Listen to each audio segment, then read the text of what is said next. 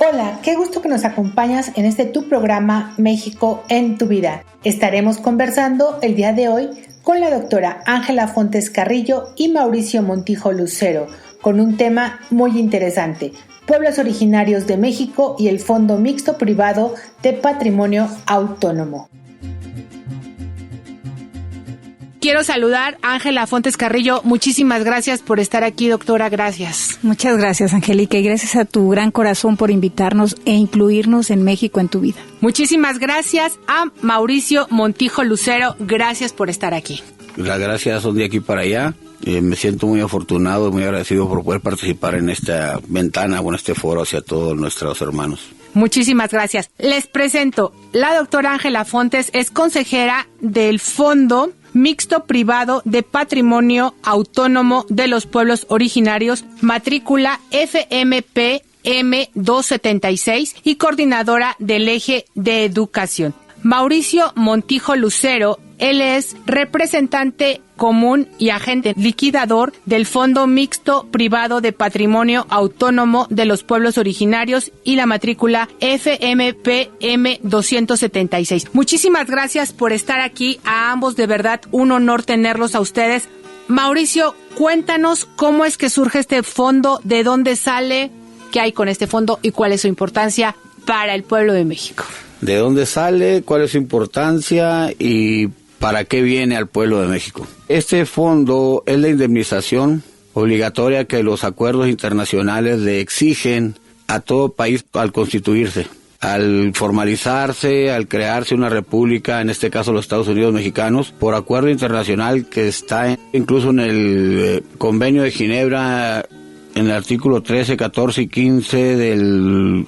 El convenio de la OIT. 69, incluso ahí viene ratificado en los artículos 13, 14 y 15 esa indemnización obligatoria a los pueblos originarios sobre los cuales se crea o constituye una administración pública, una república, unos Estados Unidos mexicanos. Esa indemnización identifica el concepto que viene ahí de pueblo originario, que no es lo mismo pueblo originario que pueblo indígena. Esto enfoca y ubica la época un poco anterior.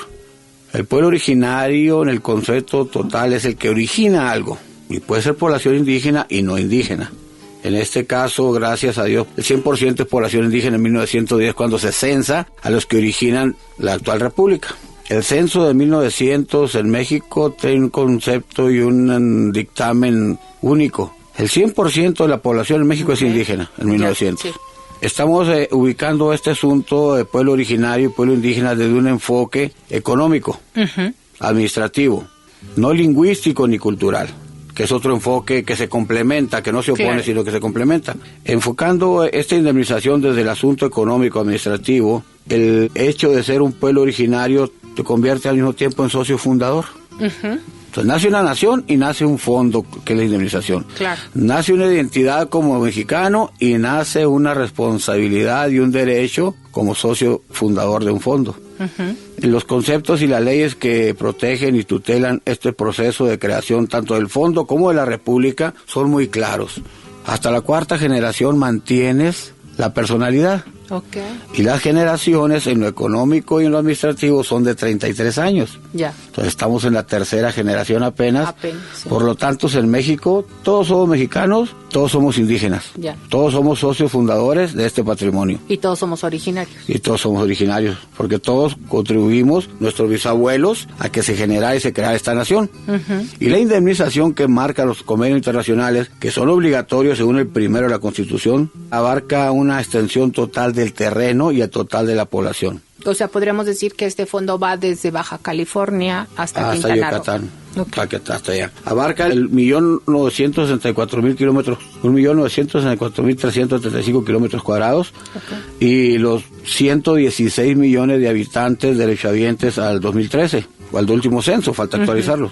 Es un reparto equitativo de la riqueza, es parte de los fundamentos que traen en los protocolos, los documentos y los decretos presidenciales que escriben el nacimiento de este fondo. Esto es algo muy importante, lo considero yo por esto.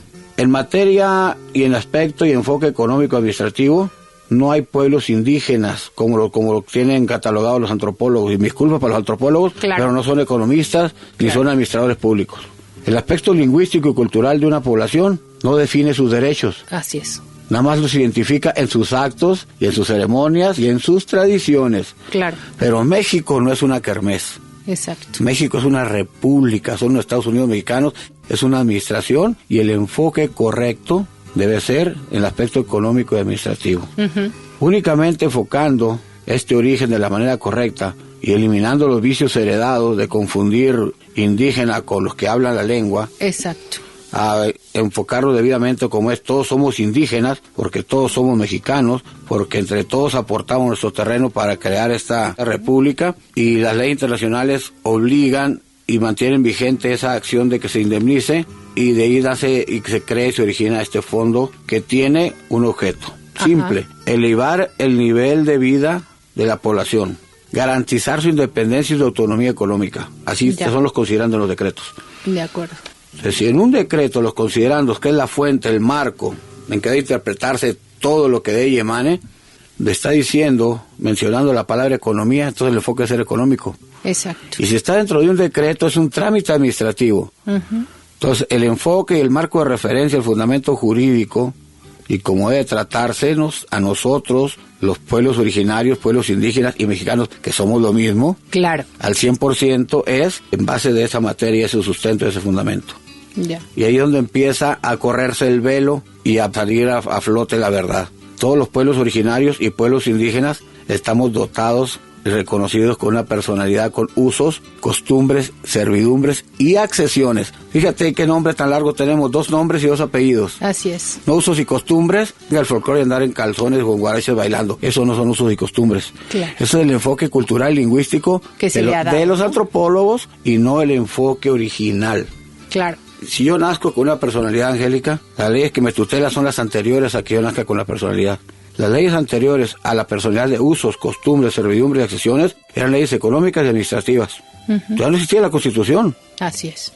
Pero estaba el Código de Comercio, estaba la Ley General de Títulos de Operaciones de Crédito, estaba la Ley de Desamortización de Manos Muertas y estaba la Ley de Nacionalización de Bienes Patrimoniales. Esas eran las leyes que existían. Así es. Entonces, en esas leyes se menciona esa personalidad. Las congregaciones, corporaciones y tribus y la población indígena somos lo mismo. Así es. Corporación es un censo, está constituido por un censo consignativo, no un censo agropecuario. Es un poblado que aportó un capital, que es el valor del terreno, para generar una administración pública. Siendo un poco más adentro, utilizando ya este origen y este fundamento, la ley de mercado de valores actual, y al igual que las leyes que rigen los manejos de valores internacionales, es muy clara. Cuando se juntan 2 avalúos, el de un espacio o terreno metros cuadrados, con algo que tenga peso o materia, se crean las acciones series F. Las acciones series F son únicas por su calidad y su consistencia, porque están avaladas con algo fijo, terreno y metal. En este caso, el avalúo de México es en tierra y el oro que se había sacado de México. Así es. Está el registro aquí, es el producto de la tierra, son las accesiones. Juntando esos 2 avalúos, se genera el capital fijo y social de este fondo. En 1910 a 1920, por decreto, se amonedan o acuñan 4.500 millones de centenarios de 31.114 gramos, que son la garantía fija, real o soberana, ya documentada de este fondo. Como todos los fondos en cada país que se crea una indemnización, son a 99 años. Y la ley prohíbe que se dé conocimiento de este tipo de asientos bursátiles y de valores, por eso es que es tan desconocido. Está prohibido para el público en general, pero está obligación para Contraloría y Tesorería. Que se ha ido dejando de lado, ¿no? Porque realmente no se había ratificado. No se había exigido. El cumplimiento de este plazo de 99 años es donde a mí me involucra. Nuestro terreno, el de mi tribu, los Pápagos, es el que queda registrado como garantía en este patrimonio, que se inscribe en el registro público de la propiedad y se reconoce la deuda eterna en base al capital aportado. Así es. Este fondo está inscrito en el registro público de la propiedad. y el avalúo y la tabla de amortización la proporciona Banco de México, que es el depositario, 5 años antes de que se venza el plazo de inversión. Claro. Como todos los fondos de reserva quedan en un banco testigo o en comodato administrativo en otra banca central para que crezcan. En este caso fue el Banco de América el que tuvo el comodato administrativo del fondo. Ajá. Así están los decretos presidenciales. Okay. Había que analizar y hacer una concatenación de todo, unir toda la relación que estaba para poder lograr entender esto. Aquí debemos ser muy claros, Angélica, no había manera de que algún presidente de la República informara esto. La ley se lo prohibía. Okay. No había manera que un secretario de Hacienda informara esto porque la ley se lo prohíbe. Es obligación del beneficiario, del heredero, exigir la herencia legal que se creó. Pero yo creo que aquí es poca la información o poco los pueblos que en realidad saben de que existe este fondo. Si no son ustedes o la tribu Papagos, ¿no? De ahí en fuera yo creo que no saben lo que lo hicieron, porque cuando se funda en 1910 este fondo con, creo que, si no mal recuerdo, 50 millones en oro. 4.500 millones de centenarios de 31 puntos. Estamos hablando de toneladas, ¿no? Entonces, pues los únicos que sabían realmente en ese entonces eran los políticos, no los pueblos originarios. Y ni siquiera los políticos salían a escribir. Entonces. Bueno, ¿no? Entonces, ¿quién lo creó? Prácticamente, ¿no? Y que fue pasando como de leyenda en leyenda, podríamos decirlo que hay gente que dice, eso es una leyenda y no existe, y hay gente que dice, sí existe, ¿no? Y que hoy que usted es el liquidador de este fondo, lo da a conocer. Así es. La pregunta es, yo entiendo que por el tiempo se tiene que dar a conocer hasta ahora. ¿Qué es lo que va a pasar con este fondo para todos los pobladores mexicanos, originarios mexicanos, ¿no? Porque ya somos todos. Sí somos todos los que hemos nacido en este país, para hacer énfasis en que los que son naturalizados mexicanos, esos no entran, ¿no? Digo, para claro, hacer la diferencia ellos, nada más, en su país, ¿no? Tienen su propio fondo que reclamar. Claro. Exactamente. Qué bueno que hace esa pregunta, que es muy adecuada por esto. ¿El fondo para qué es y cómo lo vamos a utilizar? Así es. Ya sacamos a relucir la verdad no observada, porque no es oculta, es escrita. Claro. La verdad no observada y no atendida. Ajá. Por nosotros mismos, los pueblos originarios. Así es. Aquí no podemos echar la culpa a nadie por no haber leído nosotros debidamente nuestra carpeta. Así es. En mi carpeta, como en la de 105 pueblos originarios más, dice que yo soy restituido de mi terreno. Uh-huh. En un documento de antes de 1929, cuando solo existía la propiedad pública y privada, no se inventaba la propiedad social todavía, y en ese decreto de dotación y restitución de mi tierra y dotación de mi patrimonio y de mi personalidad, dice uso, costumbre, servidumbre y accesiones. Traduciendo de la manera correcta, uso es estoy dotado de un capital principal. La costumbre dice soy la fuente de todo derecho. La servidumbre, la obligación de mantener bajo mi responsabilidad el patrimonio, cobrar un rédito, un canon por el paso. Y las accesiones, el derecho a recibir los frutos de todo lo que produzca. No dice que soy una persona que tiene una danza, un baile y un santo y un gobernador. Claro, por supuesto. Entonces, desde el momento en que yo retomo mi personalidad, mi obligación es hacérsela saber a los demás compañeros. Okay. Tu municipio, como descendiente del pueblo originario y parte de la cuarta generación todavía que no se ha cumplido, tienes derecho a administrar tu propio fondo. Y fíjate cómo coinciden las cosas, cómo todo se hace vivo y vigente la frase del segundo de la Constitución con el 115. La primera vez que aparece en la Constitución la palabra economía, aparece mencionada junto con pueblos indígenas y municipios. Dice literalmente así, en caso que me falle una letra o dos, si no lo confirmamos. Claro. Para que un municipio pueda tener planes de desarrollo económico, deberá contemplar la reacción de los pueblos indígenas. Okay. Si no fuera porque nació junto con el fondo, esa fase estaría totalmente sin motivo, sin fundamento, muerta. Así es. Entonces, en la aplicación del retorno del fondo hacia la población, un fondo privado no va a entrar a gobernación, no va a entrar a presupuesto, no va a entrar a contabilidad, porque es privado. Ya. Entonces, va directamente del pueblo originario al municipio tal y cual está en la Constitución, para que se cumpla lo que está en el 115, que tenga la independencia y la autonomía económica del municipio. Ok. Estamos conversando con Ángela Fontes Carrillo y Mauricio Montijo Lucero, y el tema de hoy es la verdad sobre los pueblos originarios de México y el Fondo Mixto Privado de Patrimonio Autónomo. Mauricio, esta parte de cómo se va a distribuir. O sea, yo no quisiera que mis radioescuchas o nuestros radioescuchas, las personas que nos escuchen, se quedaran como uno más que viene a decirnos, no, para nada. que va a pasar y no pasa. ¿Cuánto es el monto? ¿Cómo se va a repartir? ¿Cómo se le va a llegar? ¿Cómo los pueblos originarios, no, van a poder acceder a esto? ¿Dónde se tienen que registrar? Porque realmente no quisiera yo ni malinformar ni crear una falsa expectativa por un lado, y por el otro tampoco estamos cansados de charlatanes. Así es. Yo traté de explicar el fundamento. Claro. Primero el fundamento. ¿Qué protege, obliga? No me obliga, porque es una obligación más moral que jurídica. ¿Qué me detiene a mí aquí hablando ante todos con este compromiso de que soy responsable del retorno de un capital y de un fondo que va a generar la autonomía y la independencia y va a elevar la vida a un nivel de vida digno de la población? Está en eso. Tratados internacionales menciona y obliga a la indemnización. El primero de la Constitución que obliga que se observen esos convenios y tratados. Y el segundo que dice que un pueblo indígena es el que determina que es un pueblo indígena el retorno hacia los municipios. Y el 115, que es donde dice que los municipios son autónomos e independientes económicamente. Uh-huh. Coincide con el enfoque que ese es un asunto de economía y no es asunto jurídico ni territorial. La autonomía económica se da y es a través de un fondo privado. Y la asociación público-privada también viene de la ley de administración pública. Es obligatoria que se genere para que pueda haber desarrollo. Claro. Ahora, ¿cómo lo vamos a hacer? Ajá. El sistema internacional de pagos o el System Security Settlement, que es parte del Banco Internacional de Pagos, que al mismo tiempo es parte del Banco Mundial, mantienen una línea directa a través de una cuenta local certificada compensada, que avala aquí localmente la TESOFE a través de una guía para efectividad de garantías, en donde viene descrito el proceso de enlace con el fondo. Parte de las obligaciones internacionales, TESOFE, Hacienda, publican una guía y unos formatos y unos anexos para identificar el acceso al fondo. Uh-huh. Y aquí es donde empieza lo curioso, Angélica. Uh-huh. Fue en 2009, 2012 y 2015, en diciembre, cuando era cambio de municipios y todos andaban de vacaciones, cuando se publican esos accesos. Claro, para que nadie tenga acceso. Ustedes lo dijeron, yo también lo uso. Yo estoy seguro que fue con toda esa intención. Uh-huh. Entonces, el hecho de que ahora esté Mauricio Montijo Lucero tomando la responsabilidad junto con Ángela y otros 30 y tantos compañeros que han ayudado a suplir ese silencio administrativo, a nosotros nos llena de orgullo y de compromiso.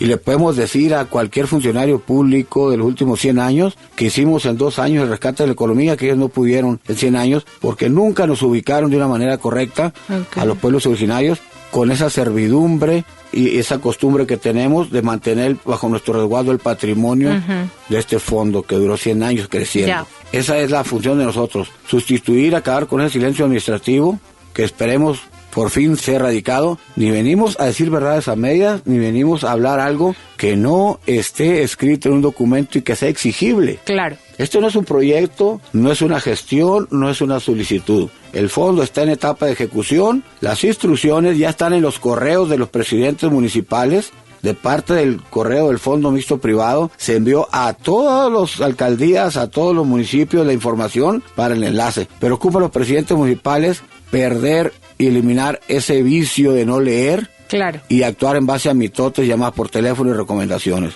Los fondos, lo que tiene sustento, lo que es real, lo que es exigible está por escrito y está en un documento. ¿Qué pasa si estas personas a las que les ha llegado toda esta información no proceden a hacer lo que tienen que hacer con las comunidades?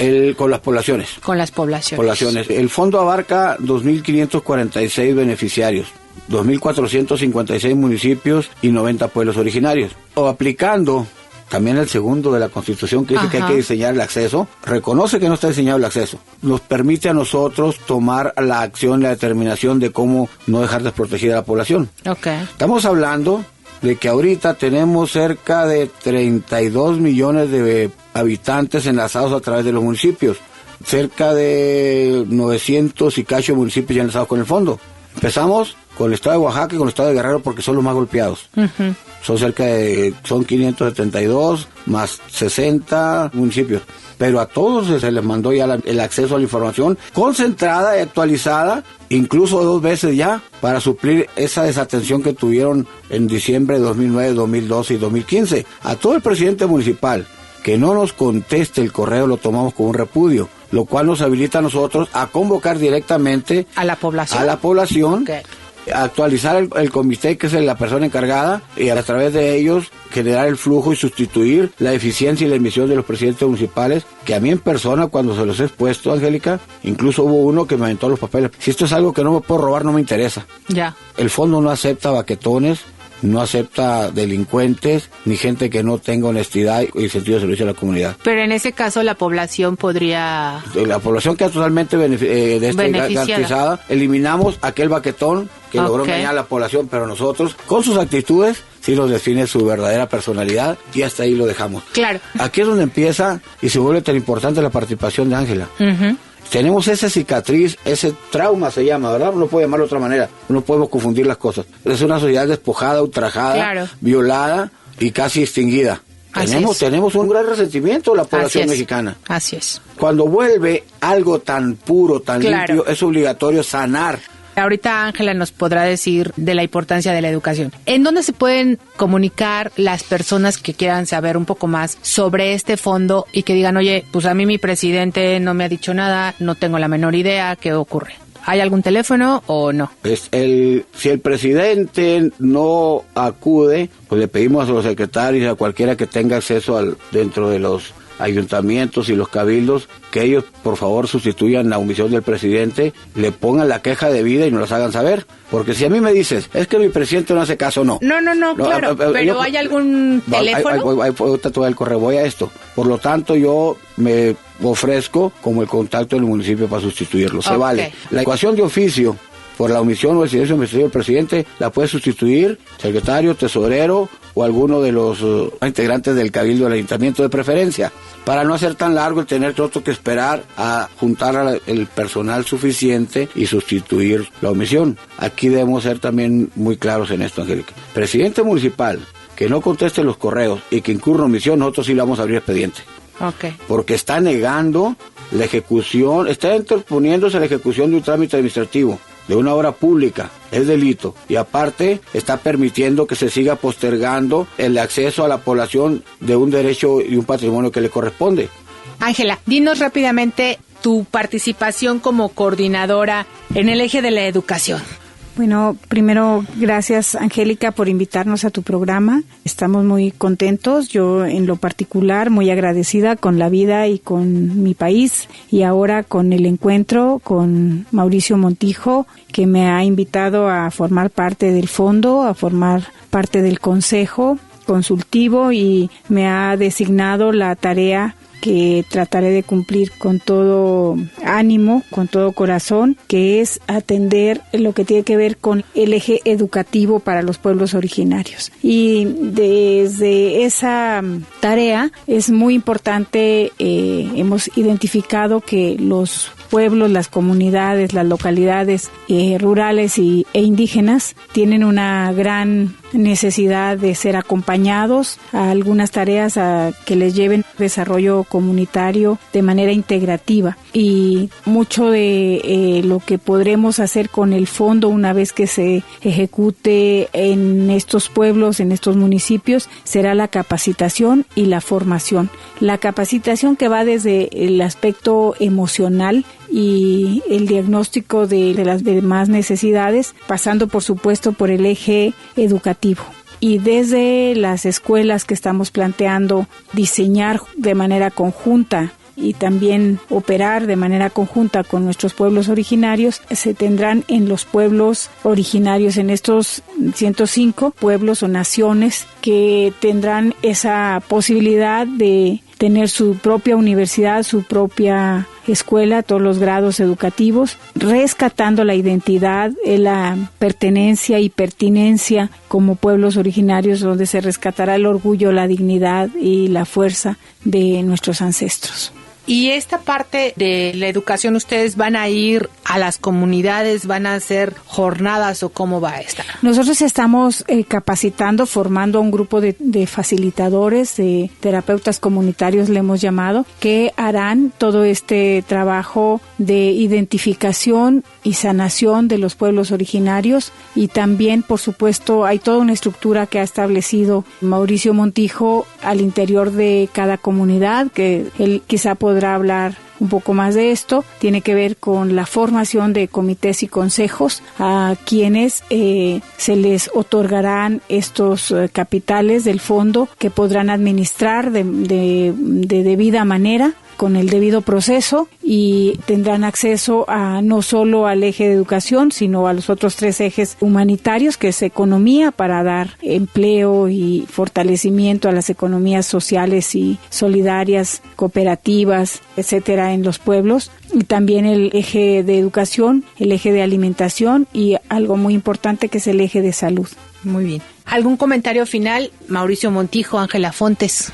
Sí, le vamos a proporcionar ahorita los correos para que los presidentes y algún responsable de los ayuntamientos tengan contacto. Es muy importante esto. Yo agradezco y la intención y el interés de muchas personas, el público en general, de participar, pero hay una responsable que tiene que responder primero. Claro. Y si no van a responder, si van a ubicar, por favor, contáctense una vez que ellos hayan hecho la insistencia local con el presidente municipal y obtenido una respuesta negativa de él. Háganoslo saber para poder suplirlo. Claro. ¿Algún comentario final?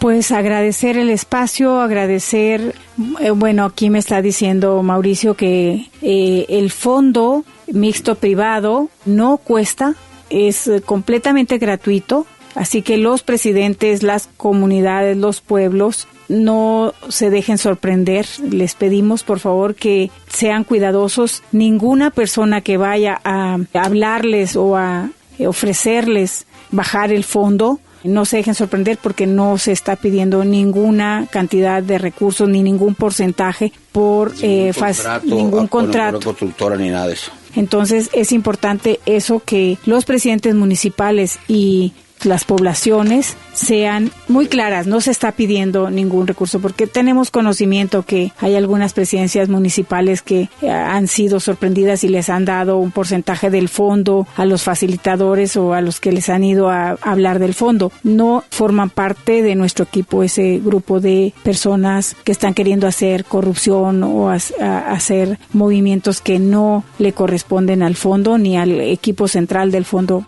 Ok, muchísimas gracias. El correo al que se pueden comunicar es lidia.granados@fondomixto.org.mx. Recuerden, los presidentes municipales, las personas a las que no les ha llegado este correo, se pueden comunicar ahí, o bien las personas que ya lo hayan solicitado a los presidentes municipales y les digan que no hay nada, también pueden solicitar la información a este correo electrónico. Pues muchísimas gracias a Ángela Fontes Carrillo por estar aquí, a Mauricio Montijo Lucero por venirnos a dar toda esta información de este Fondo Mixto Privado de Patrimonio Autónomo. La verdad, muchísimas gracias por esta información. Falta la cantidad. ¿La cantidad cuál es? La parte liquidable ahorita del fondo son 822 billones de pesos. Una muy buena cantidad. De los cuales el 501 es el monto original de inversión, los otros 321 son para generar esa independencia y esa autonomía económica en toda la población. Muy bien. Estamos hablando de muchas veces el presupuesto. Claro. Y estos documentos pues están debidamente con el impuesto ya pagado. Ya están libres de impuestos, ya ahora sí que digámoslo así, directos a la población mexicana. Muchísimas gracias por este tema, la verdad sobre los pueblos originarios de México y el Fondo Mixto Privado de Patrimonio Autónomo. Gracias Ángela Fontes Carrillo, gracias Mauricio Montijo Lucero. Este fin de semana ven, enamórate de México, haz algo diferente, conoce la verdad sobre los pueblos originarios de México, empápate un poquito más sobre el Fondo Mixto Privado de Patrimonio Autónomo y ve cómo puedes tú colaborar de alguna o de otra forma para que podamos ser un mejor país, una mejor nación. Muchísimas gracias, soy Angélica Mayén y hasta que nos volvamos a encontrar te dejo un abrazo de corazón a corazón lleno de luz. Gracias, buenas noches.